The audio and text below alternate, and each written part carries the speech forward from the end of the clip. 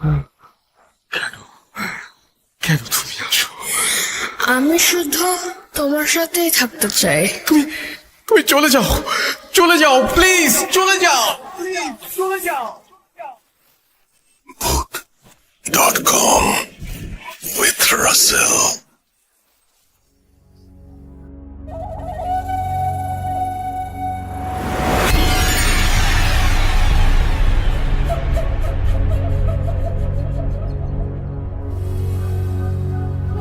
যেভাবে লেখা আছে আমি সেভাবেই পড়ছি। প্রিয় রাসেল ভাই, নিশ্চয়ই ভালো আছেন। Book.com-এ আমরা সচরাচর যে ধরনের ঘটনা শুনে থাকি তার কেন্দ্রবিন্দুতে থাকে কোনো ব্যক্তি বা তার পরিবার, কিন্তু ঘটনার মূল নায়ক যদি হয় একটি বাড়ি, তাহলে কেমন হয় বলুন তো? আজ শেয়ার করছি একটি বাড়ি এবং একে ঘিরে ঘটে যাওয়া বিভিন্ন ঘটনা। বলছিলাম দীপ্ত সিলেট থেকে প্রথমে আপনার প্রতি অশেষ কৃতজ্ঞতা আমাকে Book.com-এর একজন অফিসিয়াল স্টোরি টেলার হিসেবে নির্বাচিত করার জন্য। সেই সাথে ধন্যবাদ রইল বিভিন্ন পর্বে আমার পাঠানো 4টি ইমেল পড়ে শোনানোর জন্য।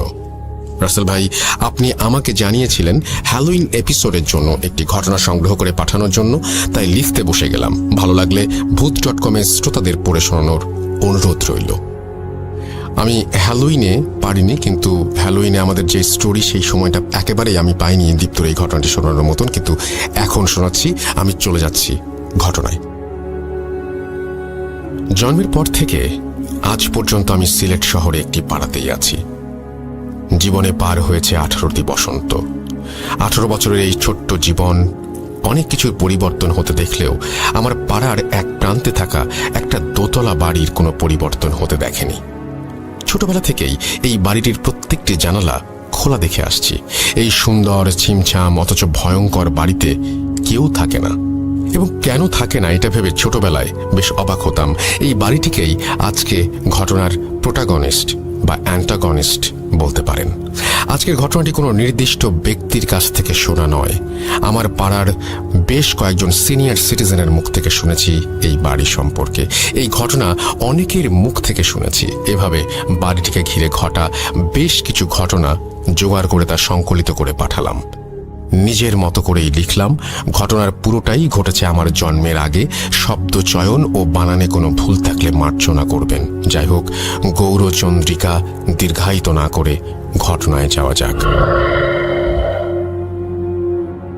1999 সাল। আমাদের পাড়ায় এক মধ্যবয়স্ক দম্পতি পাড়ার এক কোনায় থাকা পরিত্যক্ত 6 শতক জমি কিনে সেখানে বাড়ি করে বসবাস শুরু করেন। তাদের ছিল একটি মেয়ে। নতুন বাড়িতে ওঠার পর 4-5 মাসের মধ্যেই তারা তাদের মেয়ের বিয়ের আয়োজন শুরু করেন। মেয়েটির বিয়ে হয়ে যায়, কিন্তু বিয়ের পর সেই মেয়েটি সুখে ছিল না। শ্বশুর শাশুড়ি ভালো মনের মানুষ হলেও স্বামী ছিল ভীষণ লোভী। সে বারবার টাকার জন্য মেয়েটিকে বাপের বাড়িতে পাঠাতো। পর্যাপ্ত টাকা পয়সা না নিয়ে আসলে মেয়েটিকে শারীরিক ও মানসিকভাবে নির্যাতন করত। এক সময় অত্যাচার আর সহ্য করতে না পেরে মেয়েটি তার সমস্ত জিনিসপত্র নিয়ে বাধ্য হয়ে সেখান থেকে তার বাপের বাড়িতে চলে আসে। তার স্বামীও খবর পেয়ে সেখান থেকে গোপনে ওৎ পেতে থাকে এবং গভীর রাতে তার শ্বশুর শাশুড়ি ও স্ত্রীকে খুন করে।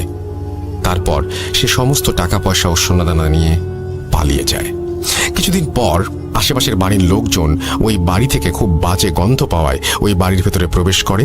বাবা মা ও মেয়ের গলিত লাশ আবিষ্কার করে। এরপর পুলিশে খবর দেওয়া হয়। পুলিশ এসে তাদের লাশ নিয়ে যায় এবং বাড়িটি যেভাবে ছিল সেভাবেই রেখে শুধু গেটে তালা দিয়ে বাড়িটা সিলগালা করে চলে যায়। ঘটনা 1। প্রায় 6 মাস পর ওই বাড়িটির ঠিক পাশের টিন শেড বাড়িটি বিক্রি করে দেওয়া হয়। এবারে এক দম্পতি বাড়িটি কিনে নেন এবং ওই টিন শেড বাসা ভেঙে 3 তলা দালান নির্মাণ করেন। তখন তারা ওই পাড়াতেই একটা ভাড়া বাড়িতে থাকতো। অনেক শ্রমিক লাগিয়ে বেশ তাড়াতাড়ি এই বাড়িটি বানানো হয়ে যায়। বাড়ি পুরোপুরি রেডি, শুধু রং বাকি। বাড়ি রং করতে মাত্র 2 জন রং মিস্ত্রি আসায় রং করতে তুলনামূলক বেশি দিন লাগছিল।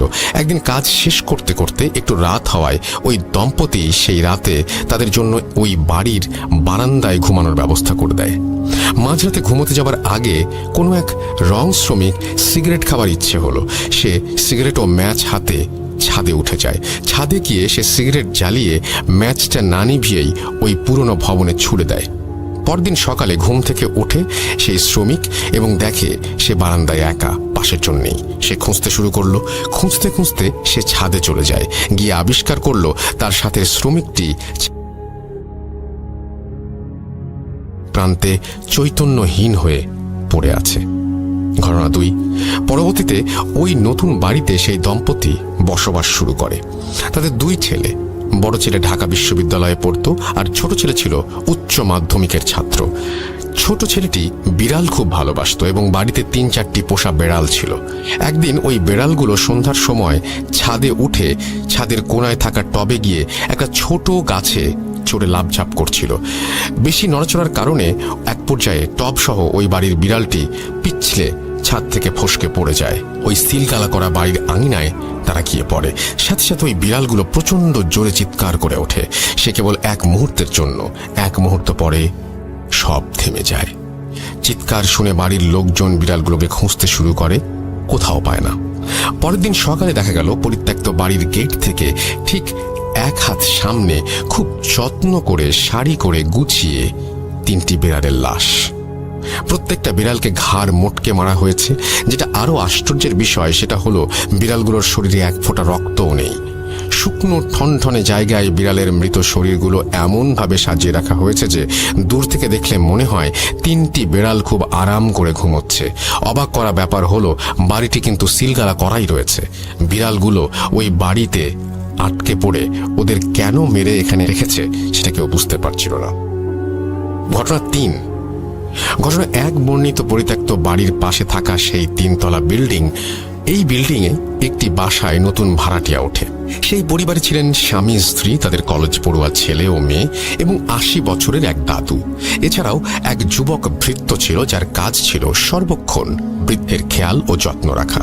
ভৃত্যটি কাজকর্ম ও আচার ব্যবহার ভালো হলেও মনে মনে সে বাড়ি থেকে চুরি করে পালিয়ে যাবার ফন্দি আঁটছিল। কিছুদিন পর ভৃত্য একদিন সুযোগ বুঝে আলমারির চাবি চুরি করে বাড়ির টাকা পয়সা ও সোনাদানা সরিয়ে ফেলে। কিন্তু পালাতে গিয়ে সে বাসার কর্তাগিন্নির নজরে পড়ে যায়। এক নজর দেখেই স্বামী স্ত্রী কারো বুঝতে বাকি রইল না যে ছেলেটি চুরি করে পালাচ্ছে। তারাও ছেলেটিকে ধাওয়া করে। পালানোর পথ না পেয়ে চাকরটি শেষমেশ ছাদে উঠে যায় এবং সেখান থেকে লাফ দিয়ে ওই সিলগালা করা বাড়িটির আঙিনায় পড়ল এবং 1 মুহূর্ত পরেই তীব্র স্বরে আর্তনাদ করে উঠল। পরদিন সকালে ওই পরিত্যক্ত বাড়ির গেটে ঠিক 1 হাত সামনে পাড়ার লোকজন ভৃত্যটির মৃতদেহ আবিষ্কার করে, ঠিক সেই জায়গায় যেখানে বিড়ালগুলো পড়েছিল। কিন্তু ভয়ের ব্যাপার হলো তার লাশটিও পুরোপুরি ফ্যাকাশে, একটুও রক্ত নেই, শরীরে কোনো ক্ষত বা আঘাতের চিহ্ন নেই। এটা যে কোনো মানুষের কাজ নয় সেটা বুঝতে কারো বাকি রইল না। ঘটনা 4, এক সময় আমাদের এলাকায় ছিচকে চোরের উপদ্রব বেড়ে গিয়েছিল। সে কারণে পাড়ার কিছু কিছু বাড়িওয়ালা কুকুর পুষতে শুরু করে। পরপর 3টি অদ্ভুত ঘটনা ঘটার পরও পাড়ার এক বাড়িওয়ালা কিছুতেই বিশ্বাস করতে পারছিলেন না যে ঘটনাগুলো অস্বাভাবিক। তিনি সিদ্ধান্ত নিলেন তার কুকুরের একটি বড় বাচ্চাকে তিনি ওই বাড়ির ভেতরে ছেড়ে দেবেন। যেই ভাবা সেই কাজ। ওই বাড়ির পাঁচিল খুব বেশি উঁচু নয়, তাই কুকুরটিকে পাঁচিল টপকিয়ে বাড়ির ভেতরে পাঠিয়ে দিল এবং তাড়াতাড়ি উঠলেন তিনি তার বাড়ির ছাদে কি হচ্ছে তা দেখার জন্য। তিনি দেখলেন কুকুরটি কিছুক্ষণ বাড়ির উঠোনে ঘোরাঘুরি করলো। হঠাৎ করে কুকুরটি গলা ছেড়ে বিভৎস রকমের চিৎকার শুরু করলো। দেখে স্পষ্ট বোঝা যাচ্ছিল ভয়ানক কিছু একটা দেখলে কুকুর যেভাবে রিয়্যাক্ট করে সেটাই হচ্ছে। সেই বাড়িওয়ালা খুব ভয় পান, কারণ কুকুরটির সামনে তিনি কিছু দেখতে পাননি। তাহলে এমন কি দেখেছে কুকুরটি যে ভয় পাচ্ছে তা উনি ঠাহর করতে পারছিলেন না।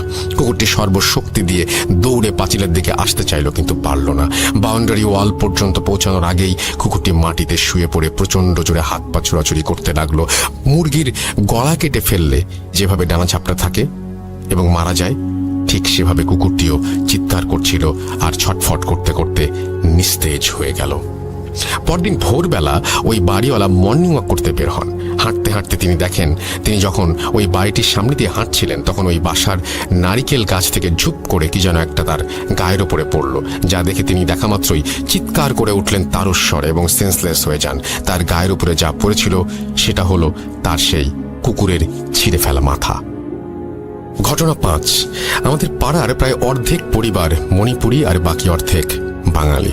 জাতিগত সত্তা আলাদা হলেও আমাদের মধ্যে সম্পর্ক অনেক ভালো। পাড়ার কিশোর বয়সের মণিপুরী ও বাঙালি ছেলেমেয়েরা মাঠে গোল হয়ে বসে আড্ডা দিচ্ছিল। তখন কে সাহসী আর কে ভীতু সেটা নিয়ে তর্ক বিতর্ক শুরু হয়।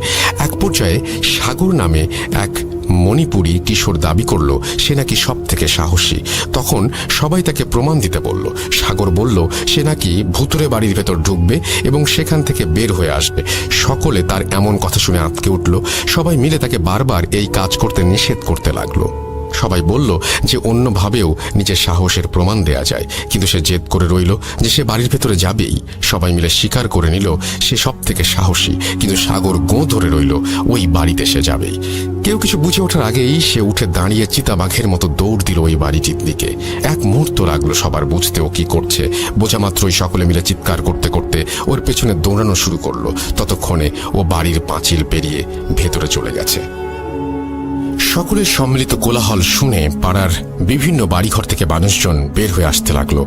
সকলে ওই ভুতুরে বাড়ি পর্যন্ত আসার আগেই সে লাফ দিয়ে ভেতরে ঢুকে পড়ল। প্রায় সাথে সাথেই আর্তনাদ করে সাগর হাঁচড়ে পাঁচড়ে আবার দেয়াল বেয়ে ওই বাড়ির ভেতর থেকে রাস্তায় আসার চেষ্টা করতে থাকে, কিন্তু বোঝা যাচ্ছিল দেয়ালের ওপাশ থেকে কোনো একটা কিছু তাকে আটকে ধরে রেখেছে। গলা ফাটিয়ে সে চিৎকার করে কাঁদতে লাগলো।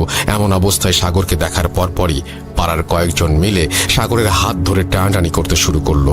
বেশ অনেকক্ষণ দুপাশ থেকে টানাটানির পর সাগরকে সবাই মিলে শেষমেশ বাড়ি থেকে বের করে নিতে সক্ষম হলো। সেদিন থেকেই সাগর মানসিক ভারসাম্যতা হারিয়ে ফেলে। আজও সাগর তা মানসিক ভারসাম্যহীন হয়েই পড়ে আছে। ঘটনা 6।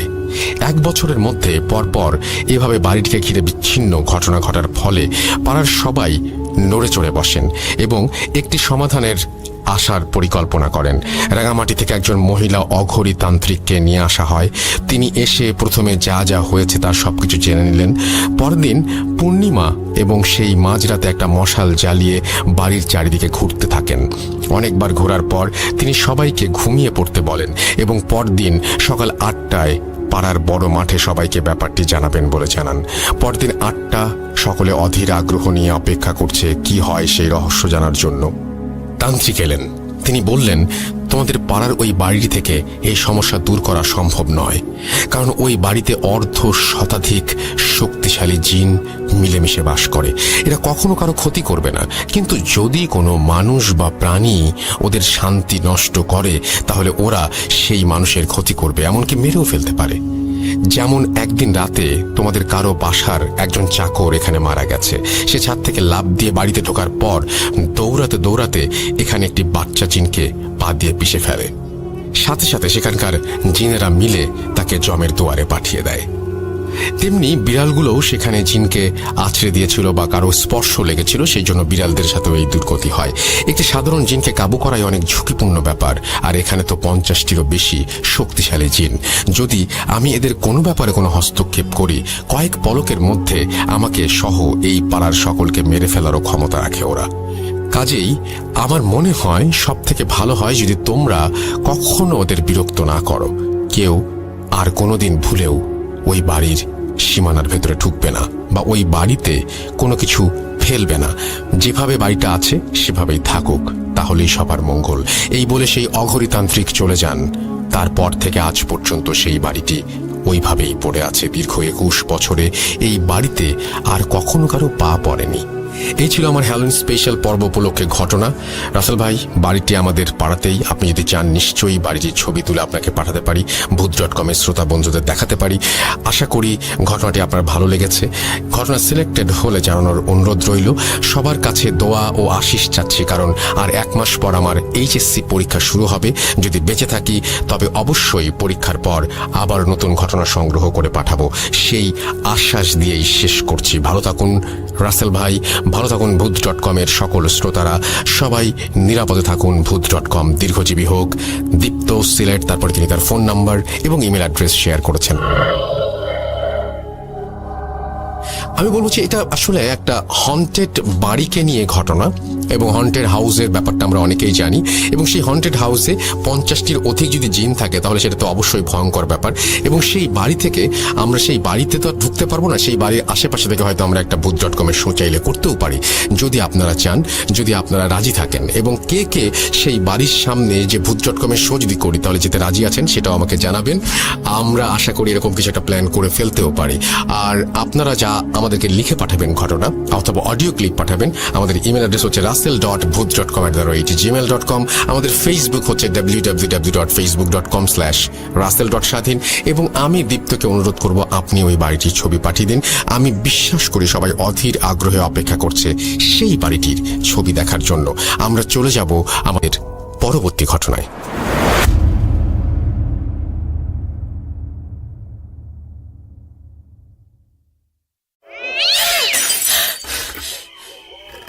আজ আবার শুনতে পাচ্ছেন শব্দটা? ভয়ের আরেক নাম ভূত.com with Russell।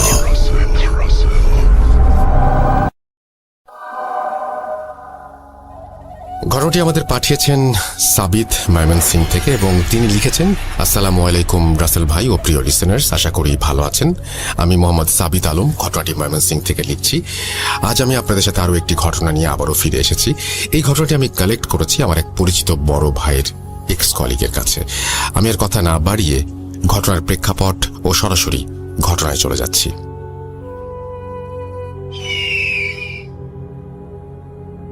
আজ থেকে প্রায় ৩-৪ সপ্তাহ আগে আমি সন্ধ্যার দিকে বাইরে বের হয়ে পরিচিত এক বড় ভাইয়ের সাথে দেখা করতে চাই। ব্রহ্মপুত্র নদের ধারে সিঁড়িতে বসে চা খেতে খেতে আড্ডা দিচ্ছিলাম আমরা, আমি আর বড় ভাই আর বড় ভাইয়ের এক্স কলিগ। আমার বড় ভাইয়ের কলিগের নাম রেজওয়ান। কিছুটা সময় আড্ডা দিতে দিতে রেজওয়ান ভাইয়ের ফোনে একটা কল আসে আর উনি রিসিভ করে কথা বলেন। কথার ফাঁকে উনি যা বলছিলেন তা কিছুটা এমন শোনাচ্ছিল, জি আম্মু, হুজুরের পরে কি বলেছেন? আচ্ছা, ইনশাআল্লাহ আসর কেটে গেছে। ওনার এই কথা শুনে আমিও বড় ভাই কিছুটা কৌতূহলী হয়ে ওনাকে জিজ্ঞেস করি, আসর কেটে গেছে বলার কারণ কি? উনি শুরুতে বলতে চাইলেন না, কারণ উনি চাইছিলেন না ওনাদের সাথে যা ঘটেছিল সেটি মনে করতে। কিন্তু পরিবেশটা এমনই ছিল যে উনি আমাদের জোরাজুরিতে শেষমেশ বললেন, ঠিক আছে ঠিক আছে, সংক্ষেপে বলবো, আর আমার কথার মাঝে কোনো কথা বলবো না, চা নিয়ে আসো। বলছি। আমি দুই বড় ভাইয়ের জন্য চা আনতে চলে যাই।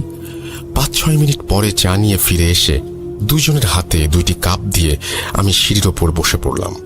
এরপর রেজওয়ান ভাই ওনার কথা শুরু করলেন। একটা কথা একটু বলে নিতে চাই, আমি যখন ঘটনাটি শুনছিলাম তখন নদীর ওই পার থেকে প্রচুর পরিমাণে শিয়ালের ডাক ভেসে আসছিল, আর চারপাশে ঝিঝি পোকা আর ব্যাঙের ডাক যেন পরিবেশটাকে একেবারে ঘটনা শোনার জন্য তৈরি করে রেখেছিল। আপনারাও ইম্যাজিন করুন আর ঘটনাটি শুনুন। চলে যাই রেজওয়ান ভাইয়ের ঘটনায়। ঘটনাটি উনি যেভাবে আমাকে বলেছেন আমি ঠিক সেভাবে লিখে উপস্থাপন করার চেষ্টা করছি। ভুল ত্রুটির জন্য ক্ষমা চেয়ে নিলাম। ঘটনাটিতে কয়েকটি চরিত্র আছে, তাই সবাইকে মনোযোগ দিয়ে শোনার অনুরোধ করছি। বলছেন রেজওয়ান ভাই।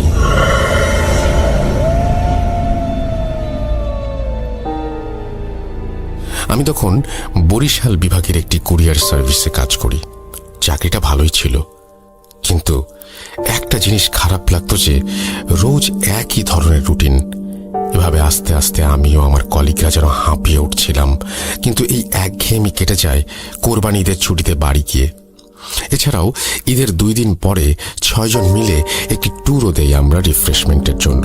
ট্যুর থেকে ফিরে প্রায় 4 দিন আমি বাড়িতেই ছিলাম।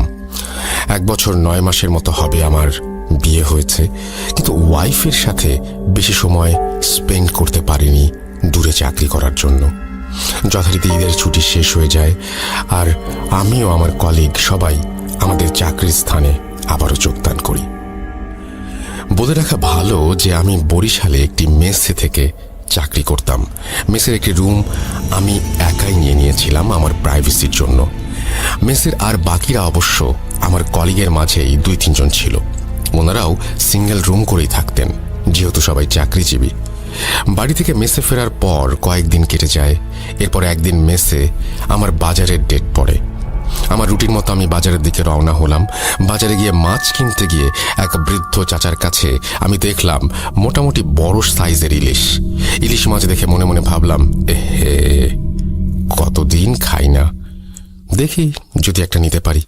এই ভেবে আমি চাচার দিকে এগিয়ে গিয়ে চাচাকে জিজ্ঞেস করলাম, কি চাচা, ইলিশ কত করে দিচ্ছেন? উত্তরে উনি বললেন, স্যার 200 টাকা কেজি। ওনার এই দাম চাওয়ার কথা শুনে আমি ভ্যাবাচাকা খেয়ে যাই আর ভাবতে থাকি, কি বলে 500 টাকার উপরে দাম, আর উনি 200 টাকা চাচ্ছে। মনে হয় বোকা, একটু দামাদামি করি।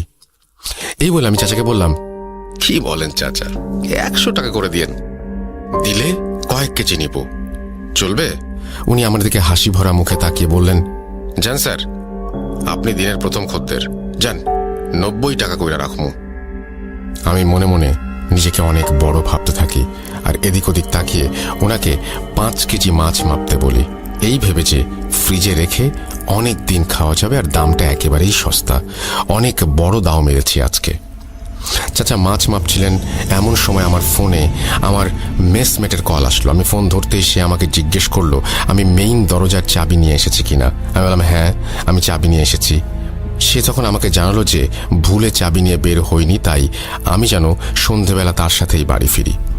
আমিও সম্মতি দিয়ে ফোন রেখে মাছওয়ালা চাচার দিকে তাকাই, কিন্তু আমি সেখানে মাছের ঝুড়ি আর মাছওয়ালা চাচাকে দেখতে পাই না, বরং তার পাশে দেখতে পাই কয়েকজন যুবক মাছ বিক্রেতাকে, যে ইলিশ মাছ মাপছিল দাড়ি পাল্লায়।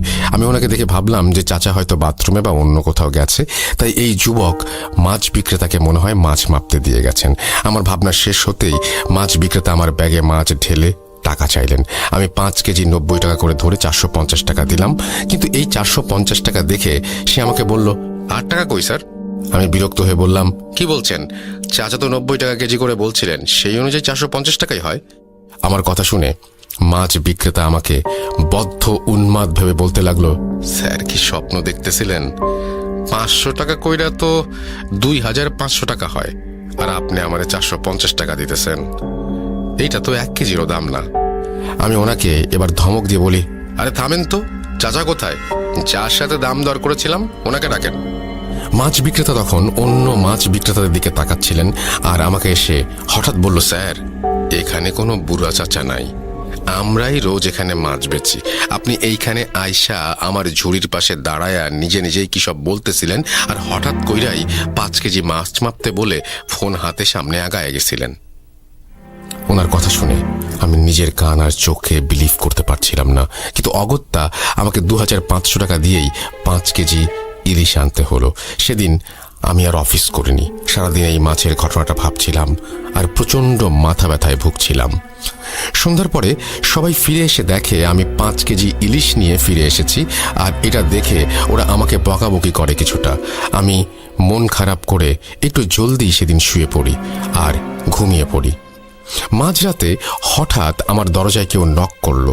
কয়েকবার নকের আওয়াজ শুনে আমার ঘুম ভাঙলে আমি প্রচণ্ড মাছের গন্ধ অনুভব করতে থাকি আর দরজার দিকে তাকিয়ে জিজ্ঞেস করি, কে কে বাইরে, এত রাতে কি চাই? তখন দরজার বাইরে থেকে আমি যে শুনতে পাই সেটি শুনে আমার গায়ের লোম দাঁড়িয়ে যায়।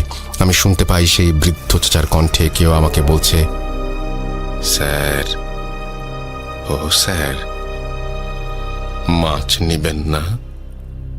ইলিশ মাছ 5 কেজি মাইপা রাখছি আপনার জন্য, নেন নেন নেন। কি হলো স্যার, নিবেন না? নিয়ে যান, মাছ নিয়ে যান। এই কথা শুনে আমি ভয়ে চিৎকার দিয়ে উঠলে আমার রুমে আবার নক হয়।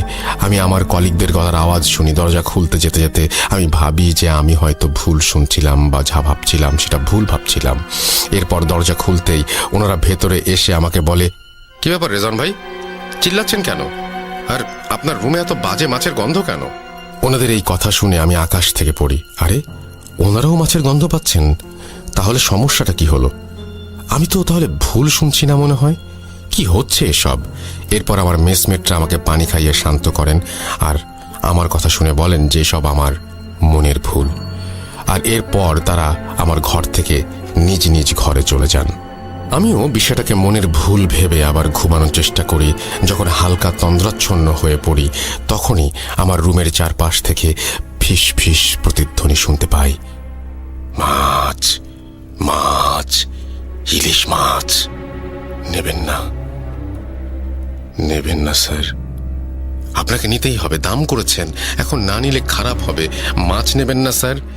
ইলিশ মাছ। এমনভাবে শব্দটা হচ্ছিল যেন মনে হচ্ছিল আমি কোনো হরর মুভির থিয়েটারে, আর চারপাশ থেকে হরিফিক সব সাউন্ড ভেসে আসছে। আমি আবার ঘুমিয়ে পড়ি।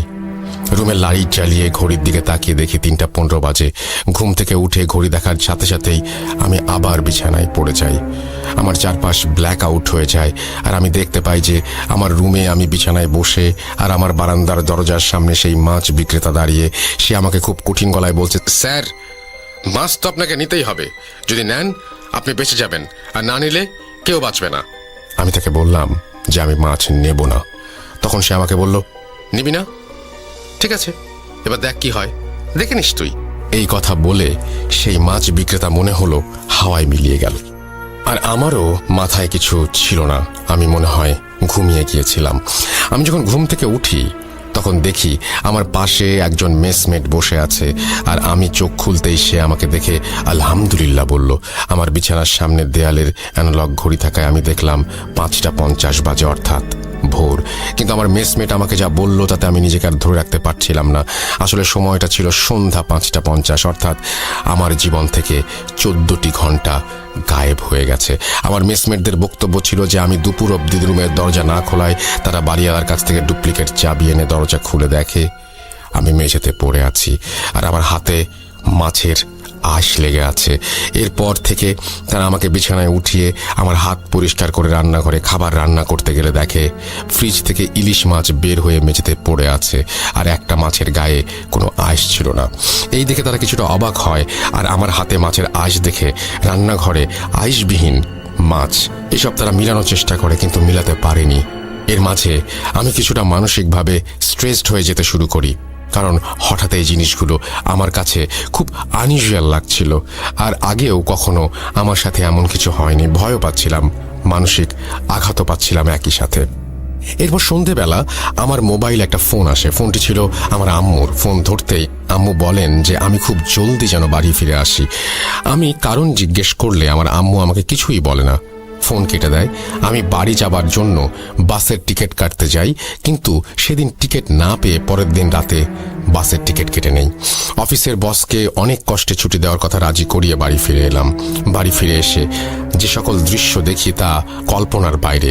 আমার স্ত্রী মায়েশা, সে অসুস্থ, তার চোখের নিচে কালি পড়ে গেছে, হাত পা শুকিয়ে গেছে। আমি আম্মুকে জিজ্ঞেস করলে আম্মু আমাকে যা বললেন তা ওনার ভাষাতেই বলছি। তুই বরিশাল চলে যাবার কিছুদিন পর রাতের বেলা আমরা সবাই ঘুমিয়েছিলাম অন্যান্য দিনের মতোই। শেষ রাতের দিকে খুব জোরে চিৎকারের আওয়াজ পাই আমরা। শুরুতেই বউয়ের ঘরে গিয়ে দেখি বউ নেই। এরপর সারা বাসা খুঁজে শেষমেশ ছাদে গিয়ে তাকে অজ্ঞান অবস্থায় পাওয়া যায়। তার মুখে পানি ছিটিয়ে হাত পা মালিশ করে তার জ্ঞান ফেরানো যায়। কিন্তু জ্ঞান ফিরতেই সে সবার আগে যে কথাগুলো বলে সেগুলো হলো, মাছ মাছ মাছ খাবো, ওকে বল আমার জন্য ইলিশ মাছ আনতে, ও আমাকে মাছ দিয়েছে, ও কেন নেয়নি মা, কেন? এসব বলে তোমার বউ বাচ্চাদের মতো কাঁদতে থাকে। তাকে শান্ত করে ঘরে নিয়ে ঘুম পাড়িয়ে দিই আমি। কিন্তু সকালে ঘুম থেকে উঠলে ওকে জিজ্ঞেস করি ও কেন রাতে ছাদে গিয়েছিল। কিন্তু মায়েশা একেবারে অবাক হয়ে বলে, কি বলছেন মা, আমি রাতে সেই যে বিছানায় ঘুমিয়েছিলাম, এই কেবলই উঠলাম। এই কথা শুনে আমি মায়েশাকে আর কিছু বলি না। এর পরের দিন সন্ধ্যা হতেই মায়েশা ছাদে চলে যায়। শুরুতে ভেবেছিলাম যে তোমার সাথে রোজ বিকালে সন্ধ্যায় ছাদে যাওয়ার অভ্যাস ছিল, কিন্তু তোমাকে মিস করে তাই হয়তো ছাদে যায়। কিন্তু সন্ধ্যায় ছাদে যাওয়া আমার পছন্দ ছিল না। ভেবেছিলাম 2-1 দিন পর ও নিজেই যাওয়া বন্ধ করে দেবে, কিন্তু না, ওর ছাদে যাওয়া সময় কাটানো আরো বাড়তে লাগলো। ওর শারীরিক পরিবর্তন হচ্ছিল, ও শুকিয়ে যাচ্ছিল, সারা রাত দিন ঘুমালেও চোখের নিচে কালি পড়ছিল। গত পরশু সন্ধ্যায় মায়েশা ছাদে যাচ্ছিল, তখন আমি ওকে ছাদে যাওয়ার জন্য আটকালে মায়েশা আমাকে হাতের ইশারায় আমার কান ওর মুখের কাছে নিয়ে আসে। ও ফিসফিস করে বলতে লাগলো, না না না না না, এই ভুল করিস না বুড়ি, কবর দেখবি, যেতে দে না, দে না, আমি একবার ওকে দেখবো বুড়ি, যেতে দে আমায়। এই কথা বলে মাইশা সেদিনের মতো আবার বাচ্চাদের মতো কাঁদতে লাগলো। এরপর সে ছাদে চলে যায়। রাতের বেলা ঘরে ফিরে মাইশা তোমার বোনের ঘরে যায়। তোমার বোন তখন তার রুমে টেবিলে বসে পড়ছিল। মাইশা তোমার বোনের চেয়ারের পেছনে দাঁড়িয়ে তোমার বোনের কাছে মুখ নিয়ে অত্যন্ত আস্তে আস্তে বলে, বুড়িটাকে মেরে ফেল।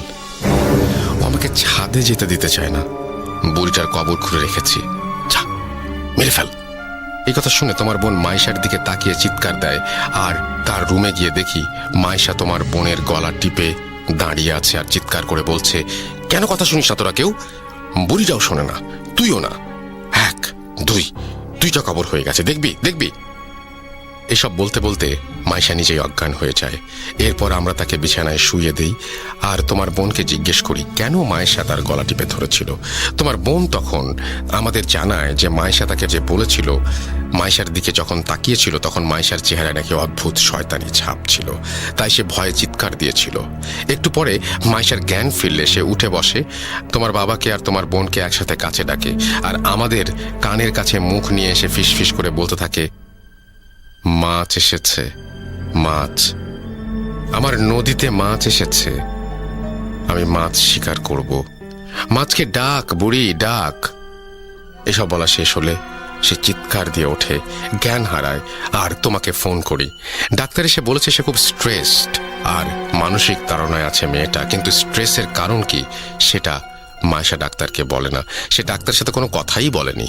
এরপর ডাক্তার কিছু ওষুধ দিয়ে চলে যান। এবার বল আমি কি করতে পারি?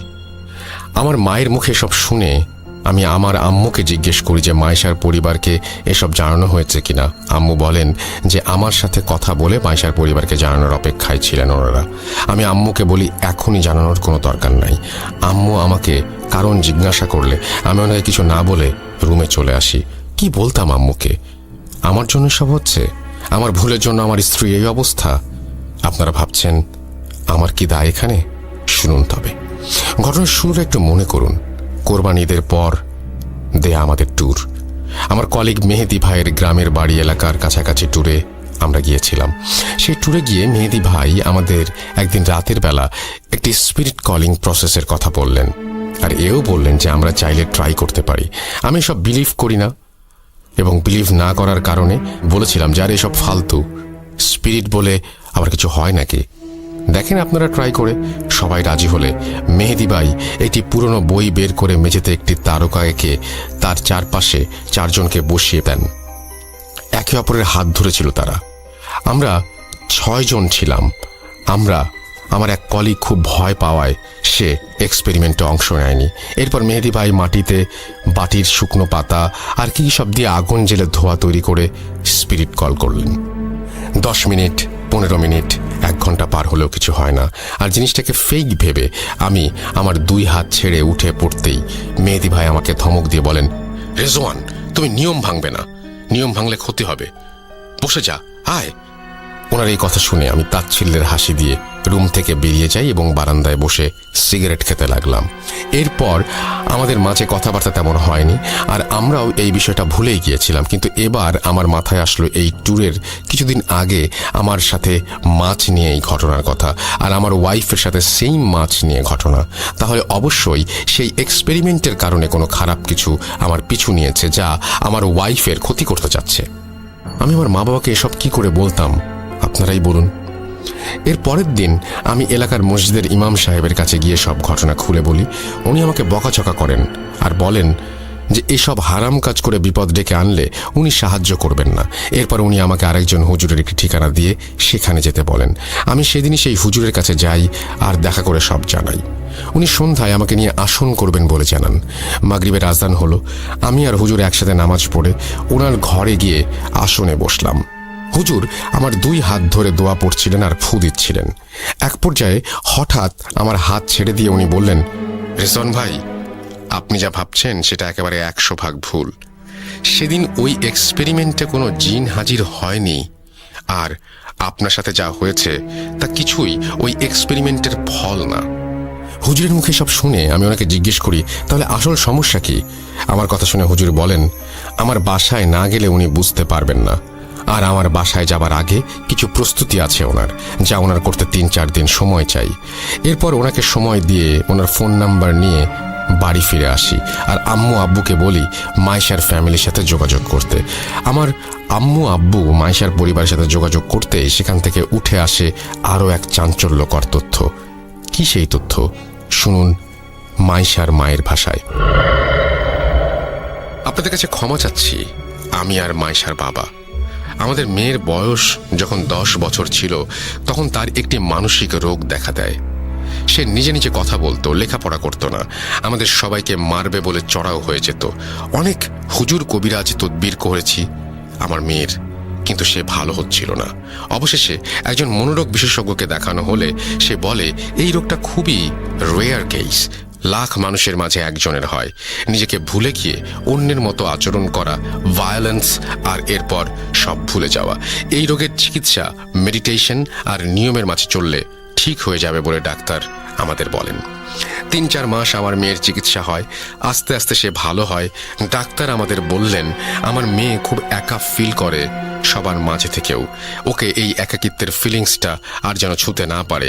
এমনিতে আর কোনো সমস্যা হবে না বলেন ডাক্তার। দেখতে দেখতে আমার মেয়েকে ডাক্তার সুস্থ করে তোলেন। কিন্তু দেখেন এবার কি হলো, জামাই বরিশাল চলে যাবার পর আমার মেয়েটা আবার একা হয়ে গিয়েছিল, আর সেই জন্যই এই সমস্যা ফিরে এসেছে। এসব বলতে বলতে আমার শাশুড়ি কান্নায় ভেঙে পড়েন।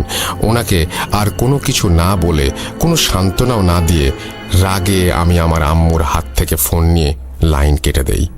আমি আমার রুমে চলে আসি আর ভাবতে থাকি এটা তাহলে মাইশার মানসিক সমস্যা, ভালো কোনো ডাক্তার দেখাবো, তাহলে কি ঠিক হয়ে যাবে। এরপর আমি সেই হুজুরকে কল করে আসতে মানা করে দেই আর তাকে জানাই যে মাইশার সমস্যাটা মানসিক, আর ওর বাবা জানিয়েছেন যে মাইশার মানসিক সমস্যার হিস্ট্রি আছে। আমরা মাইশাকে ডাক্তার দেখাই আর ডাক্তারের করা কিছু মেডিসিন আর মেডিটেশন মাইশা আস্তে আস্তে কিছুটা সুস্থ হতে থাকে। ডাক্তারের কাছে গিয়ে আমরা আরও একটি তথ্য পাই যে মাইশা কয়েক মাসের প্রেগন্যান্ট। আমার ডাক্তারের ভাষ্যমতে প্রেগন্যান্সির এই ধরনের সমস্যা হওয়া একেবারেই অ্যাবনর্মাল নয়। একদিকে সীমাহীন খুশি আর একদিকে রিলিফ যে যা হচ্ছে বা হয়েছে তা বলতে গেলে নর্মাল বিষয়। আর সবাই মাইশার খেয়াল রাখতে শুরু করি। আমি রোজ সন্ধ্যায় মাইশাকে নিয়ে ছাদে গল্প করি, যত্ন নেই, নিয়ম করে খাওয়ানো, মেডিসিন দেয়া, সবকিছু খেয়াল রাখতাম আমরা সবাই। আস্তে আস্তে আমার যাবার সময় চলে এলো আর আমি বরিশাল চলে এলাম। মেসে ফিরে 1 সপ্তাহ পার হয়ে গেল, কোনো সমস্যা নেই। হঠাৎ একদিন রাতের বেলা ঘুমের মাঝে আমি কানের কাছে আওয়াজ শুনছিলাম, যা, চলে যা, জীবন থেকে চলে যা। আমি এটা শুনে বিছানা থেকে লাফ দিয়ে উঠতেই আমার রুমের দরজায় নক করার আওয়াজ পাই এবং সেই মাছ বিক্রেতার গলা শুনতে পাই, স্যার মাছ নেবেন? ইলিশ মাছ মাত্র 90 টাকা, নিয়ে নেন। একথা শুনে আমি চিৎকার করে উঠি, তুই আর তোর মাছ জাহান্নামে যা, আমাকে বিরক্ত করিস না, চলে যা, আমাকে আমার মতো বাঁচতে দে। এরপর সে প্রত্যুত্তরে আমাকে বলে, ফিরিয়ে দিলেন স্যার, আমার জীবিত মাছ আপনার পথ ছায়া মরছে, এইবার আপনি কবর দেখেন। এই কথা বলে সে করুণ সুরে কাঁদতে লাগলো। ওনার এই কথা শেষ হতেই আমার হুঁশ ফিরে মোবাইলের রিংটোনে। বিছানা থেকে উঠে আমি দেখি যে ঘেমে একাকার হয়ে গেছি। আমি আল্লাহর কাছে শুকরিয়া আদায় করি যে এতক্ষণ যা হচ্ছিল তা বোধহয় স্বপ্ন ছিল। এই ভাবতে ভাবতে আমি মোবাইল হাতে নিয়ে দেখি আব্বুর ফোন তোতে আব্বু কান্না স্বরে আমাকে বলে, বাবা রেজওয়ান, যত তাড়াতাড়ি পারো চলে আসো, তোমার বাচ্চা নাই। এই কথা শুনে আমার হাত থেকে ফোন পড়ে যায়, আমার পায়ের নিচে মাটি সরে যায়। আমি এই মাত্র স্বপ্নে দেখলাম আমাকে কবর দেখানো হবে আর আমার বাচ্চা এই দুনিয়াতে নেই। কিভাবে কি হলো জানার জন্য আমি বাড়ির উদ্দেশ্যে রওনা দিলাম। বাসে করে যাচ্ছিলাম, কিন্তু আমার কানের চারপাশে আওয়াজ আসছিল, স্যার মাছ, আমার মাছ নেন স্যার, আমার মাছ নাই, আজকে আপনার মাছ শিকার করলাম, মাছ মাছ মাছ মাছ। এই বলে বাতাসে মিশে যাচ্ছিল সেই আওয়াজ, আর হালকা করে শুনতে পাচ্ছিলাম, নিলেন না। এরপর আমি ঘুমিয়ে যাই বাসের জার্নিতে। বাস থামলে বাড়ি পৌঁছে আমি আমার বোনকে পাই বাড়িতে একা। এরপর আমি তাকে নিয়ে হাসপাতালের উদ্দেশ্যে রওনা হই। রাস্তায় আমার বোনের মুখে আমি সব ঘটনা শুনি। তার ভাষ্যমতে আমি ঘটনাগুলো বলছি। ভাইয়া, তুমি যেদিন চলে গেলে সেদিন রাতে আমি পানি খেতে উঠে ডাইনিংয়ে গিয়েছিলাম, গিয়ে দেখি মাইশা ভাবি ডাইনিংয়ের একটি চেয়ারে বসে আছে। ওনাকে ওভাবে আমি ভয় পেয়ে যাই দেখে ওনাকে জিজ্ঞেস করি যে উনি কেন ওখানে এত রাতে বসেছিলেন। উনি আমাকে ইশারায় ওনার মুখের কাছে আমার কান নিয়ে যেতে বললেন। আমি কান ওনার মুখের কাছে নিয়ে যেতেই উনি বলেন, মাছ খাবি? ইলিশ মাছ। আমার পেটে মাছ আছে একটা, আমি কেটে বের করে দেই, তুই রান্না কর, আর বুড়িটাকে কবর দে। কিরে, কবর দে ওকে। আরে কি ভাবছিস, দে। এই বলে উনি মেঝেতে বসে পড়েন আর মাটিতে আঁচড়ে আঁচড়ে বলতে লাগলেন, এই দেখ আমি কবর খুঁড়ছি, মাছটাকে বের করব, কবর দিতে হবে যে, যা বুড়িটাকে ডেকে আন। উনার এই আচরণ দেখে আমি চিৎকার করে উঠলে আম্মু আব্বু ডাইনিংয়ে এসে মাইশা ভাবিকে ধরে তার বিছানায় নিয়ে যান। মাইশা ভাবি আব্বু আম্মুকে গালাগাল দিচ্ছিলেন আর বলছিলেন, তোরা কেউ মাছ খাস না, তোদের ছেলে খায় না, মেয়ে খায় না, আর তোরাও খাস না। তোদের ছেলেকে কত করে বললাম আমার মাছ নিয়ে যেতে, কিন্তু ও নেয়নি। তাই আমি তোর ছেলের মাছ নিয়ে যাব। দেখ দেখ, ওই যে কবর খুঁড়ে রেখেছি, মাছ কবর দেব। এইসব বলে ভাবি জ্ঞান হারান। ওনার পাশে সেদিন আমরা সারা রাত বসেছিলাম। সকালে উঠে ভাবি আমাদের বলেন যে রাতের বেলা উনি ছাদে গেলে আমাকে বলেন আম্মু আব্বুকে মেরে ফেলতে, আর তোমাকেও যেন মেরে ফেলা হয়। এরপর ভাবিকে ডাক্তারের কাছে নিলে ডাক্তার কিছু ওষুধ দিয়ে পাঠিয়ে দেন। এরপর আমি সারাদিন ভাবির এই সমস্ত সমস্যার দেখাশোনা করি। একদিন রাতের বেলা ওনাকে কোথাও খুঁজে পাওয়া যাচ্ছিল না। ছাদে গিয়ে দেখা যায় উনি ছাদের কোণে বসে ধারালো লোহার টুকরা দিয়ে নিজের হাত খোঁচাচ্ছেন আর পেটে খোঁচাচ্ছেন, আর পেট থেকে বের হওয়া রক্ত খাচ্ছেন। এসব দেখে আমরা খুব ভয় পাচ্ছিলাম, কিন্তু ডাক্তার বলছিলেন যে প্রেগনেন্সির অনেক সমস্যাই হয়, আর তুমিও 2-1 দিন হলো চাকরিতে ফিরে গেছো, তাই তোমাকে আর ফোন করে বলিনি। কারণ এমন বারবার ছুটি নিলে তোমার চাকরি কিভাবে থাকবে, সংসারই কিভাবে চলবে। এরপর একদিন রাতের বেলা আমি আমার রুমে ঘুমাচ্ছিলাম। হঠাৎ আমার রুমে কুকুরের ডাক শুনে আমি লাফ দিয়ে বিছানা থেকে উঠে যাই, আর আমার রুমে কুকুরের ডাক কোথা থেকে এলো দেখতে থাকি। এর মাঝে হঠাৎ পচা মাছের গন্ধ দিয়ে আমার রুম ভরে যায়। আমি বিছানা থেকে উঠার জন্য পাশ ফিরতেই দেখি মাইশা ভাবি বাজে হাসি নিয়ে আমার পাশে শুয়ে আছেন, আর কুকুরের আওয়াজটা উনিই মুখ দিয়ে করছিলেন। আমি ওনার শরীর থেকে রক্তের গন্ধও পাচ্ছিলাম, আর তাই তাকে জিজ্ঞাসা করি যে কেন এখানে রক্তের গন্ধ, কেনই বা সে ওইরকম বাজে আওয়াজ করছে। তখনই সে মুখে হাত দিয়ে ধরে ফেলেন, আর কানের কাছে মুখ এনে তিনি বলেন, মাছ শিকার করেছি। এই বলে সে আমার হাতে একটি ছুরি ধরিয়ে দিয়ে বলেন, নে বুড়িকে মেরে ফেল আর কবরের ধাক্কা দিয়ে ফেলে দে। আমার হাতে ছুরির স্পর্শ পেতেই আমি ছুরিতে আঠালো কিছুর আভাস পাই, আর ভাবির হাত সরিয়ে জোরে চিৎকার দেই। আমার চিৎকারে আব্বু আম্মু রুম থেকে এসে লাইট অন করে যা দেখেন সেটা ভোলার না। আমরা দেখি আমার ভাবির পেট থেকে রক্ত বেরিয়ে বিছানা ভিজে গেছে, শরীরের কাপড় কাটা। ওনাকে ধরে বিছানায় শুয়ে আমি আর আম্মু পেটের কাপড় সরিয়ে দেখি ওনার পেটে 2-3টা স্ট্যাবের দাগ। আমাদের বুঝতে বাকি রইল না যে ভাবি কি করেছেন। তৎক্ষণাৎ ওনাকে হাসপাতালে নিয়ে যাওয়া হয়। ডাক্তার জানান ওনার বাচ্চা আর বেঁচে নেই। আমার বোনের মুখে সব শুনে আমি রাগে দুঃখে একাকার হয়ে যাই, আর মনে মনে বলতে থাকি, মাছ কি, কেনই বা মাছ নিয়ে এত ঘটনা। এরপর আমি হাসপাতালে গিয়ে দেখি আমার শ্বশুর শাশুড়ি সহ অনেকেই সেখানে উপস্থিত আছেন। মায়ের সাথে দেখা করি, সে ঘুমোচ্ছে। তাকে ওই অবস্থায় দেখে আমার মরে যেতে ইচ্ছা করছিল। এরপরে সব কেন শুধুমাত্র মানসিক সমস্যা নয় তা বুঝতে পারি আমরা সবাই। আর আমি সেই হুজুরকে ফোন করি যার সাথে আগে দেখা করছিলাম। সেদিন রাতে আমাদের বাসায় হুজুর আসেন এবং আসন করেন। এর আগে হুজুর হাসপাতালে গিয়ে মাইশাকে দেখে আসেন আর আমাদের কাছ থেকে সবকিছু জেনে নেন। আমাদের বাসায় এসে হুজুর আসন করেন, আর কিছুক্ষণ পরে উনি বলতে শুরু করেন ওনার কথা, ওনার ভাষায় আমি বলছি, রেজওয়ান ভাই, আপনার স্ত্রীর ওপর খবিস জিনের ভর হয়েছে ভাই। তিলে তিলে সে আপনাদের পরিবার শেষ করে দেবে। আপনি যে স্বপ্ন দেখতেন সেগুলো সেই দেখাতো, আর লক্ষ্য ছিল আপনাকে পাগল করে দেয়া। আর সে মাছ বিক্রেতার রূপ ধরে আপনার সাথে ছলনা করছে। আমি হুজুরকে জিজ্ঞেস করলাম জিনের ভর করার কারণ কি। উত্তরে হুজুর বললেন, ভাই, আপনার স্ত্রীকে নিয়ে রোজ সন্ধ্যায় ছাদে যেতেন, আর আপনি যেদিন চলে যান বরিশাল, তার পরদিন বা কিছুদিনের মাঝে এই সন্ধ্যায় আপনার স্ত্রী ছাদে একাই যায়। তার চুল ছিল খোলা। সন্ধ্যাবেলায় আপনার স্ত্রীকে দেখেই সেই জিন আকৃষ্ট হয়ে যায় আর মাইশা ভাবিকে সে নিয়ে যাবে বলে ঠিক করে। কিন্তু মাইশা ভাবি প্রেগনেন্ট থাকায় সে রেগে যায় আর ঠিক করে যাকে ভালোবাসে তার কাছ থেকে অন্যের বাচ্চা সে আনতে দেবে না। তাই সে আপনার বাচ্চাকে হত্যা করলো আর আপনাকে পাগল বানিয়ে স্ত্রী থেকে দূরে সরিয়ে আপনার মা বাবাকে মেরে সে আপনার স্ত্রীকে নিয়ে যেতে চাচ্ছিল। ওনার কথা শুনে আমি ওনাকে জিজ্ঞাসা করলাম, আমাকে কেন মাছ সাজছে সে? হুজুর বললেন, ওই মাছের মাধ্যমে জিন আপনাকে বশ করে পাগল বানাতে চাইছিল, কিন্তু আপনি সেই মাছ না নেয়ায় সে আপনাকে ধোঁকা দেয় এই বলে যে আপনার মাছ মারবে। আসলে আপনার মাছ হচ্ছে আপনার সন্তান, যাকে ইতোমধ্যে সে মেরে ফেলেছে।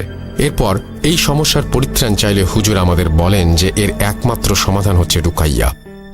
আমরা যারা মুসলমান আছি, যারা সবাই জানি যে রুকাইয়া জিনিসটা আসলে কি, যারা জানেন না তাদের জন্য বলছি, রুকাইয়া হচ্ছে মুসলিম এক্সোরসিজম বা জিন ছাড়ানোর প্রসেস। ঘটনায় ফিরি, যেহেতু মাইশা অসুস্থ ছিল তাই হুজুর আমাদের বলেন 15 দিন পর মাইশার রুকাইয়া হবে, আর এই 15 দিন মাইশাকে চোখে চোখে রাখতে হবে। হুজুরকে তাবিজ আমাদের দিয়ে বলেন যে মাইশা যতদিন হাসপাতালে থাকবে ততদিন যেন এই তাবিজ ওর কাছে থাকে, আর উনি আমাদের বাসা বন্ধ করে দিয়ে যান যেন মাইশা বাসায় আসলে আপাতত 15 দিন বাসায় কোনো সমস্যা না হয়। এরপর মাইশা বাসায় ফিরে এলে 15 দিন পর এক শুক্রবারের সন্ধ্যায় হুজুর 4 জন হুজুরকে নিয়ে মাইশার রুকাইয়া করার জন্য আমাদের বাসায় আসেন। মাইশাকে বোরখা পরিয়ে আমি আমার আম্মু আর আব্বু আর বোন মিলে আমার ঘরে নিয়ে আসি আর ওনাকে বিছানায় বসাই।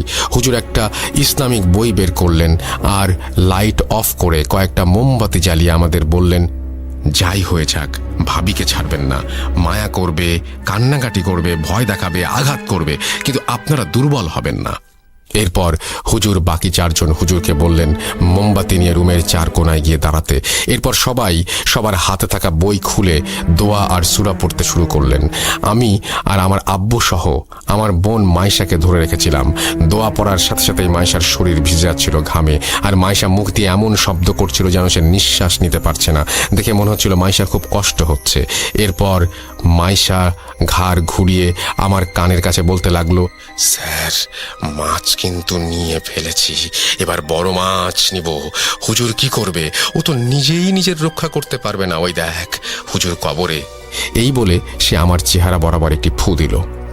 আমি বেহুশের মতো হয়ে গিয়েছিলাম আর দেখতে পেয়েছিলাম এক জঙ্গলে পড়ে আছি, আর আমার সামনে একটি কবর খোঁড়া, কবরে একটি লাশ যার মুখের দিকে কাফন খোলা। লাশটি ছিল সেই হুজুরের। এই দেখে আমি চিৎকার করে উঠি আর আমার মনে হতে লাগলো আমার ওপর বৃষ্টি পড়ছে। হঠাৎ আমার হুঁশ ফিরে এলো। আমি দেখলাম হুজুর আমার হাত ধরে ঝাঁকি দিয়ে বলছেন, ভাই বলেছিলাম না ধোঁকা দিবে, শক্ত হন। এরপর হুজুর আবার দোয়া পড়তে লাগলেন। আমি চোখ বন্ধ করে মাইশাকে ধরেছিলাম। কিছুক্ষণ পর আমার কানে সেই বৃদ্ধ মা চড়ার আওয়াজ শুনতে পাই, যাচ্ছি, আমি চলে যাচ্ছি, কিন্তু তোর সন্তানকে সাথে নিয়ে যাচ্ছি। ছেলের লাশ দেখ, চোখ খোল, আরে চোখ খোল, মাছ তো নিলি না, ছেলেকে বিলিয়ে দিলি, কেন মাছ নিলি না? আমি মাইশার মুখে এসব শুনে চোখ খুলিনি, আর মাইশা আস্তে আস্তে নিস্তেজ হয়ে গেল। রুমের চারপাশ থেকে উচ্চ স্বরে শুনতে পেলাম, আলহামদুলিল্লাহ, আল্লাহু আকবার। এরপর হুজুর আমাকে চোখ খুলতে বলেন। চোখ খুলতেই আমার আম্মুকে দেখলাম রুমের লাইট অন করতে, আর আমার বোন পানি এনে মাইশার মুখে ছিটিয়ে দিল। আমি আর আম্মু মাইশার হাত মালিশ করতে লাগলাম। একটু পর ওর জ্ঞান ফিরে এলো। ও বলল, রেজওয়ান কি হলো? আমার মনে হচ্ছে আমার ভেতর থেকে কেন জানি ভারী একটা বোঝা চলে গেছে। কি হয়েছে বলো তো? মাইশার কথা শুনে হুজুর মুচকি এসে বললেন, সবই আল্লাহর ইচ্ছা, আপনি ভালো হয়ে গেছেন। আপনি নিশ্চয়ই জানেন আপনার সাথে কি হয়েছে। যাই হোক, আল্লাহর রহমতে আর কিছু হবে না ইনশাআল্লাহ। আপনাকে একটা তাবিজ দিচ্ছি, 7 দিন পর খুলে ফেলবেন, আর কখনোই সন্ধ্যার পর ছাদে যাবেন না। এই বলে তাবিজটা দিয়ে হুজুর চলে যান।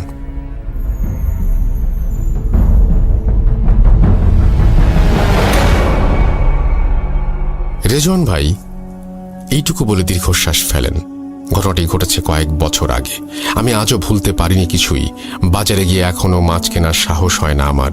আমার নিষ্পাপ বাচ্চাটা আর দুনিয়ায় নেই, সব ভেবে কেমন যেন লাগে। আমি একটা কথাই আমার বোনদের উদ্দেশ্যে বলতে চাই যে সন্ধ্যার পরে কেউ ছাদে যাবেন না খোলা চুলে, মাথায় কাপড় দিয়ে রাখবেন। গুরুজনের কিছু কথা আসলেই মেনে চলা উচিত। মনে রাখবেন, যা রটে তা কিছুটা বটে। আর একটা কথা, একটা ভুল যে কারো জীবন ছারখার করে দিতে পারে। মাইশা এখন ভালো আছে, আমার বাবা মাও ভালো আছে, কিন্তু আজও আমার কোনো সন্তান নেই। এই বলে রেজন ভাই ওনার ঘটনা শেষ করেন। এরপর নদীর পাড় থেকে উঠে আমার এক পরিচিত বড় ভাই আর রেজন ভাইয়ের কাছ থেকে বিদায় নিয়ে বাড়ির দিকে চলে আসি। আজকের মতো এই ছিল আমার ঘটনা। কষ্ট করে পড়ে শোনানোর জন্য ধন্যবাদ, আর লিসনারদের জানাই আন্তরিক কৃতজ্ঞতা এতক্ষণ সময় নিয়ে ঘটনাটি শোনার জন্য। শেষে বলতে চাই, বিলিভ করার অধিকার যেমন আপনার আছে, তেমনি না করার অধিকারও আপনার। অনিচ্ছাকৃত ভুল ত্রুটির জন্য ক্ষমা করবেন। আজ বিদায় নিচ্ছি, সাবিত ফ্রম ময়মনসিং। সবাই ভালো থাকবেন। আসসালামু আলাইকুম।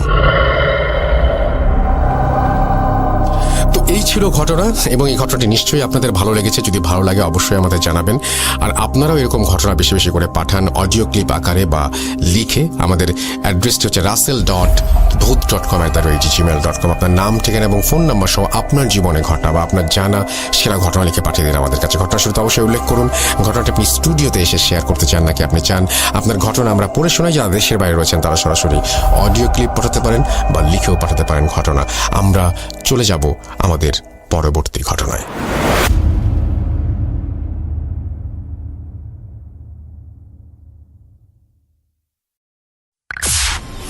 Entertainment is a must. শুনুন স্বাধীন পডকাস্ট।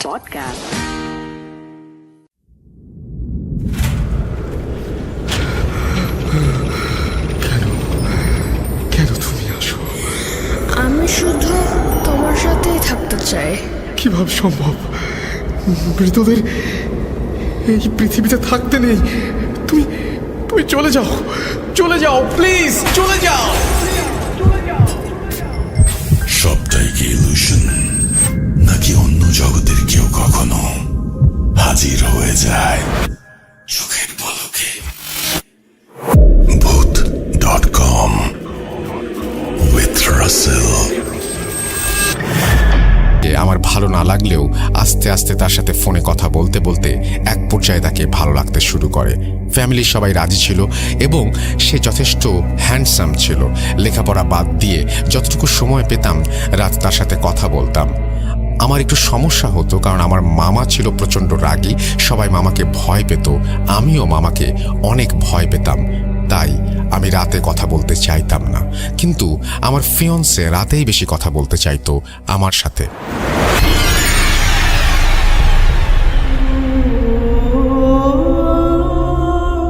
একদিন যদিও ফোন অলওয়েজ সাইলেন্ট মোডে থাকতো, হঠাৎ করে রাত 1টার সময় আমার ঘুম ভেঙে যায় এবং আমি দেখি আমার ফিয়ন্সে আমাকে কল দিচ্ছে। আমি ফোনটা রিসিভ করার জন্য বাইরে যাওয়ার চিন্তা করি। যেহেতু ঘরটি ছিল টিনের ঘর, এক পাশে কথা বললে অন্য পাশে কেউ শুনতে পারতো, তাই মামার ভয়, ভাবলাম উঠোনে যেয়ে কিছুক্ষণ কথা বলে আসি। মামার বাড়িটা ছিল এমন, বাথরুমে যাওয়ার জন্য বাইরে যেতে হতো। মামার বাড়ির পাশে ছিল বিরাট এক জঙ্গল। অনেক মানুষ গলায় দড়ি দিয়ে মারা গেছে ওই জঙ্গলে। জঙ্গল এত অন্ধকার থাকতো যে মানুষ দিনে যেতেই ভয় পেত। জঙ্গলের পরেই ডোবা টাইপের একটা পুকুর, বাঁশঝাড়, আর বাঁশঝাড়ের পরেই ছিল আমার মামার বাড়ি লাগোয়া পুকুরের পাড়ে ছিল একটা তুলো গাছ। গ্রামের ভাষায় আমাদেরকে মান্দার গাছ বলি। এই গাছটি পুকুর পাড়ের জঙ্গলের কাছাকাছি অবস্থিত।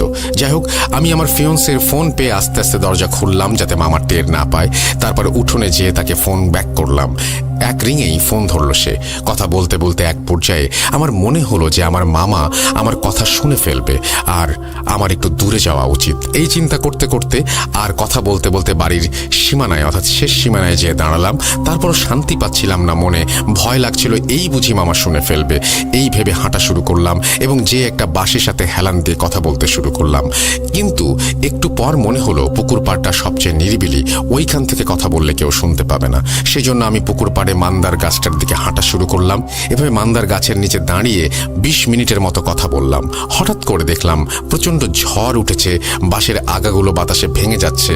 কিন্তু আমি খেয়াল করলাম ঝড় বাতাস শুধু বাঁশ গাছের আগায় হচ্ছে, বাঁশের গোড়া বা আমার গায়ে কোনো বাতাস লাগছে না। আমি ভাবলাম অনেক গাছপালা, এই জন্য নিচে বাতাস আসতে পারছে না। কোনো কিছু পাত্তা না দিয়ে কথা বলছি, এমন সময় হঠাৎ করে লাইনটা ড্রপ করে গেল। আমি চারপাশে তাকিয়ে চিন্তা করলাম এটা আমি কোথায় আছি? প্রচণ্ড অন্ধকার, ঝড় বাতাস চারিদিকে হচ্ছে, সবকিছু যেন ভেঙে পড়বে। আমার মনের মধ্যে অনেক ভয় কাজ করছিল, আর আমি চোখ বন্ধ করে এক দৌড় দিয়ে বাড়ির উদ্দেশ্যে চলে গেলাম। 20 থেকে 30 সেকেন্ড সময় লাগলো বাড়ির সীমানায় প্রবেশ করতে। বাড়ির সীমানায় প্রবেশ করে একবার পেছনে ফিরে তাকালাম, দেখলাম কোনো ঝড় না, কোনো বাতাস না, কোনো কিছু না, স্বাভাবিক যেন এখানে ঝড় কখনো আসেইনি। যাই হোক, আমি ভাবলাম ঝড় হয়তো এসে হঠাৎ করে থেমে গেছে। কোনো চিন্তা না করে আস্তে আস্তে রুমে প্রবেশ করলাম। ঘড়ি দেখলাম 2টা বেজে 1 মিনিট দেখাচ্ছে। বিছানায় যে আমি আমার ফিয়ন্সেকে একটা টেক্সট করলাম, যেহেতু কথা শেষ হয়েছিল না। টেক্সটে বললাম যে অনেক রাত হয়েছে, আমি আজকে আর কথা বলতে পারবো না, সকালে কথা হবে, টেক্সট ব্যাক করো। এভাবে অনেকক্ষণ কথা হওয়ার পর কোনো টেক্সট না পেয়ে আমার মধ্যে অস্থিরতা কাজ করতে লাগলো। চিন্তা করলাম ওয়াশরুমে গেলেও তো এতক্ষণ লাগার কথা না, সে কি তার ফোন দেখেইনি? তাকে অনেকবার কল দিলাম, কল রিসিভ করলো না। লাস্ট কল দিয়ে ঘুমিয়ে যাবার চিন্তা করে আবার আস্তে আস্তে গেট খুলে টয়লেটের উদ্দেশ্যে গেলাম। লাস্ট কল যখন রিসিভ করলো তখন তারও বড় বোন অর্থাৎ আপু আমাকে যেটা জানালো সেটা শোনার জন্য আমি মোটেও প্রস্তুত ছিলাম না। আপু বলল তার ভাই 10টার সময় বাসায় এসেছে, 11টার মধ্যে খাওয়া দাওয়া করে ঘুমিয়ে গেছে। সে এতই টায়ার্ড ছিল যে রুমে যেয়ে ঘুমানোর টাইম পায়নি। আপুর সাথে কথা বলতে বলতে ড্রয়িং রুমে ঘুমিয়ে গেছে এবং আপু তার প্রেজেন্টেশনের কাজ ড্রয়িং রুমে বসে বসে করছে 3-4 ঘন্টা। আমি ফোন রেখে মোবাইলের টাইম দেখলাম 3টা বাজে। আমি মনে মনে ভাবলাম কে ছিল তাহলে? আমাকে ফোন দিল 1:30টার দিকে। আর কার সাথে কথা বললাম? জঙ্গলে যে। প্রচণ্ড ভয় পেলাম, কিন্তু কাউকে কিছু বলতে পারলাম না। আমি লুকিয়ে লুকিয়ে কথা বলতে গিয়েছিলাম। এসব চিন্তা করতে করতে ঘরে এসে এক পর্যায়ে ঘুমিয়ে গেলাম। যখন ঘুম ভাঙলো সেটা পরের দিন সন্ধ্যা 6টা। আমার আশেপাশে দেখে অনেক আত্মীয় স্বজন এবং আমার আব্বু আম্মুর একজন মামা ছিলেন, যিনি ছিলেন মওলানা। আমার মুখের উপরে ঝুঁকেছিলেন তিনি, কি বিড়বিড় করে পড়ছিলেন আর ফুঁ দিচ্ছিলেন। পরে জানলাম দুপুর গড়িয়ে সন্ধ্যা, আমাকে অনেকবার ডাকাডাকি করা হয়েছে, আমি উঠি নাই। নানু ভেবেছিল স্বাভাবিকভাবেই আমি ঘুমাচ্ছি, কিন্তু কোনো কারণে মওলানা সাহেব আমাদের বাসায় এসেছিলেন এবং তিনি দেখলেন আমার প্রচণ্ড জ্বর এবং তিনি একটু ঝাড়ফুঁকের ব্যবস্থা করলেন। গ্রামাঞ্চলে ঝাড়ফুঁক এগুলোই বেশি চলে ডাক্তারের থেকে। মওলানা নানাভাবে আমাকে একটু পানি পড়া খাওয়ালেন। সবাই চলে গেলে উনি আমাকে বললেন, রাতে বাইরে একা একা কোথাও যেও না, তুমি যেখানে কল্যাণ ভাবছো সেখানে হয়তো তোমার অকল্যাণ নিহিত। আমি কিছুই বুঝলাম না, শুধু তার যাওয়ার দিকে চেয়ে রইলাম। পরে শুনেছিলাম ওই রাতটি ছিল হাজরা ফাটার রাত, গ্রামাঞ্চলের ভাষায়, যেটা অমাবস্যার থেকেও ভয়ঙ্কর, ঘুটঘুটে অন্ধকার। পারতপক্ষে এই রাতে সন্ধ্যার পরে কেউ বাইরে বের হয় না। এরপর থেকে আমার আর কোনো সমস্যা হয়নি, সব ঠিকঠাক চলছিল। কি ভেবেছেন এখানেই ঘটনা শেষ? এটা তো সমস্যার শুরু মাত্র।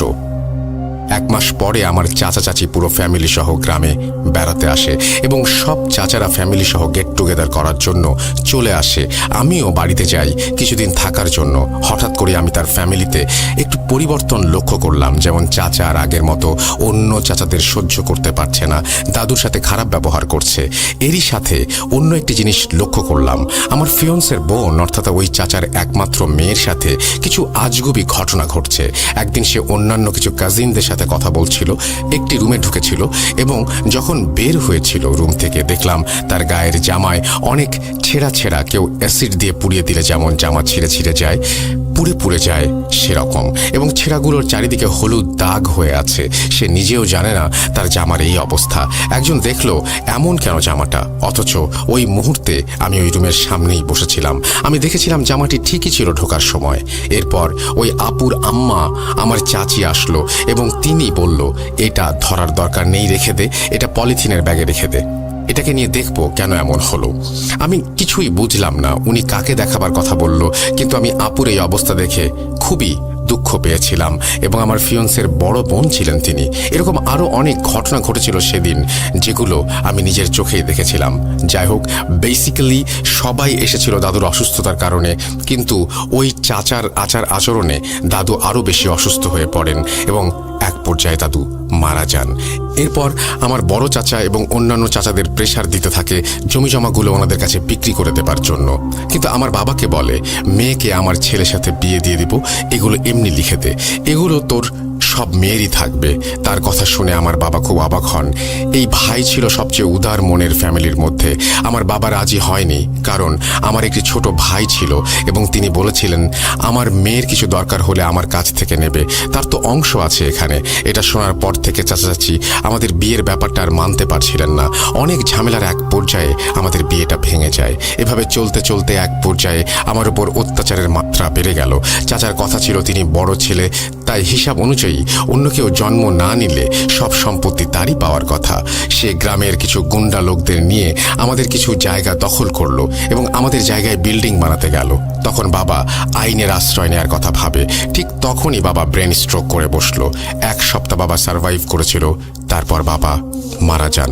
মারা যাবার ঠিক 1 সপ্তাহ পরে আমাদের ঘরের সামনে পুকুর পাড়ের 2টি জলজ্যান্ত তাল গাছও মারা যায়, যেটা আমার আম্মু লক্ষ্য করেছিল। আমার আম্মু খুবই পরহেজগার ছিলেন, একজন মহিলা যিনি 5 ওয়াক্ত নামাজ পড়তেন, সন্ধ্যায় কোরআন শরীফ পড়তেন, বিভিন্ন মহিলাদের মাহফিলে যেতেন এবং অনেক আমল করতেন। একদিন আম্মু আমাকে বড় হুজুরের বউয়ের কাছে নিয়ে গেলেন। তিনি তার হাজবেন্ডের সাথে কথা বলবে বলে একদিন পরে আসতে বললেন। পরের দিন গেলাম। যাওয়ার পর মুষলধারে বৃষ্টি শুরু হলো। বড় হুজুর পর্দার আড়াল থেকে কথা বলতে শুরু করলেন আমাদের সাথে। বড় হুজুর আম্মুকে বললেন এই মেয়ের তো এখানে বহু বছর আগে থেকে কালো জাদু করা হয়েছে এবং আমাদের বাড়িতে 2টি গাছ মরে গেছে। গাছ 2টি কেটে তার গোড়ায় যা পাবো সব বিসমিল্লাহ বলে পুড়িয়ে ফেলতে হবে এবং 2টা তাবিজ তার কাছ থেকে এনে আমরা সেই অনুযায়ী বাড়িতে যাবার জন্য প্রস্তুতি নিলাম। কিন্তু বৃষ্টি তখনও থামে নাই। আমাদের বাড়িটা ছিল অনেক দূরে, তাই আমরা বৃষ্টিতে ভিজেই বাড়িতে যাওয়ার কথা চিন্তা করলাম। কিন্তু হুজুর আমাদের থামিয়ে দিয়ে তার বউকে কিছু একটা আমাদের ওপর ছিটিয়ে দিতে বললেন। তিনি বললেন যাই হোক না কেন কোনো ভয় পেও না আর কাউকে কিছু বলো না। আমরা বাসা থেকে বের হয়ে রওনা দিলাম। এমনই আশ্চর্য হয়েছিলাম, সেদিন বাসায় আসার আগ পর্যন্ত আমাদের গায়ে 1 ফোঁটা বৃষ্টির পানিও পড়ে নাই, কিন্তু আমাদের আশেপাশে তুফান হয়ে যাচ্ছিল। পরদিন গাছ কাটা হলো।